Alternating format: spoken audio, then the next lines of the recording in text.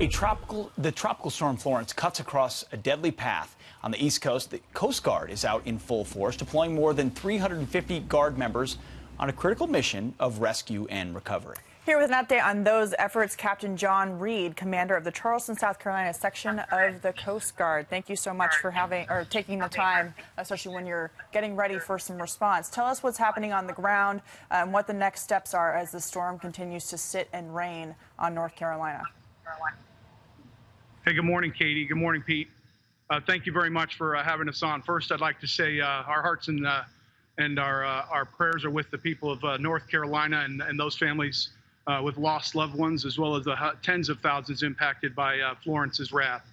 The Coast Guard in South Carolina has been at a heightened state of readiness throughout the week, building for a possible impact here. We had assets staged in Georgia that we've moved into South Carolina through the night. You see some of those here behind me. We're moving these assets on up today as we're able to conduct assessments in Horry County and Georgetown County to some of the South Carolina impacted areas.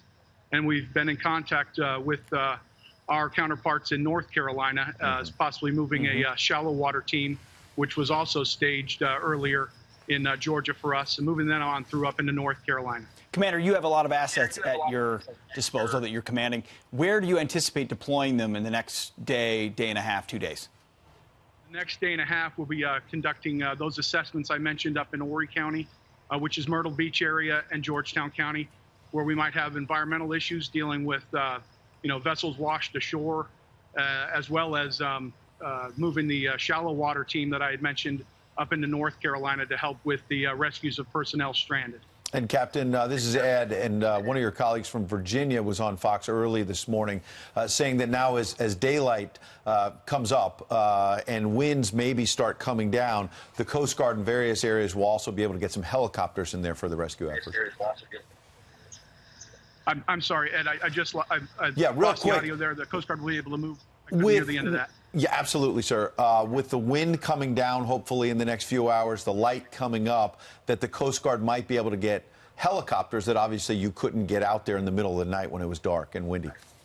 No, absolutely. We have air crews staged and ready at Hunter Army Airfield, Coast Guard Air Station Savannah, who were coming in from all over Florida.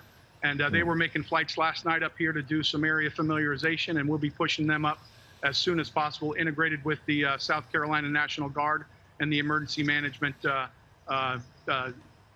district here in South Carolina. Well, Captain John Reed, we certainly appreciate your efforts. And as you lay it out, we're talking about Georgia, Florida, Virginia, South Carolina, North Carolina. Yep. People are pitching in, our military doing all they can from multiple states. We appreciate your efforts. Commander, thank you very much. Appreciate it.